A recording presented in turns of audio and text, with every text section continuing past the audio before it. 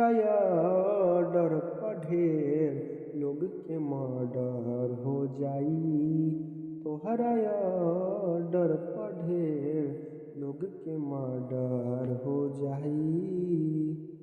प्रमोद प्रेमी, जो कि भोजपुरिया के बहुत पुराने सिंगर हैं, ये बहुत दिनों से इस लाइन में आए हुए हैं। इनका कोई भी सॉन्ग हो, भक्ति या भोजपुरिया, बहुत अच्छा रिस्पॉन्स देखने को मिलता है। इनका सबसे पुराना एक्टर हीरोइन प्रियंका राज, जो कि हर वीडियो में प्रमोद प्रेमी के साथ काम किए हैं, क्योंकि ये शुरू से ही प्रमोद प्रेमी के साथ काम कर रहे हैं और अभी तक ये इनके साथ में काम कर रहे हैं। इसी प्रकार से इनका एक सॉन्ग बहुत अच्छा रिस्पॉन्स देखने को मिल रहा है, जो कि बहुत कम समय में 14 मिलियन प्लस लोगों ने इस गाने को सुना।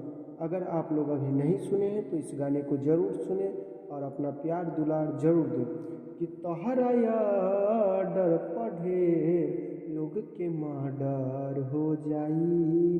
तोहरा या डर ढेर लोग के मर्डर हो जाई।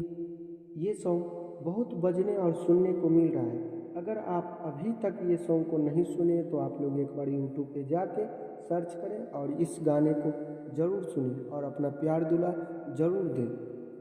अगर आप चाहते हैं कि इसी प्रकार से भोजपुरिया लेटेस्ट जानकारी के लिए हमारे चैनल को सब्सक्राइब करें और भोजपुरी मगही गाने सुनने के लिए भी हमारे चैनल से जुड़ें। धन्यवाद।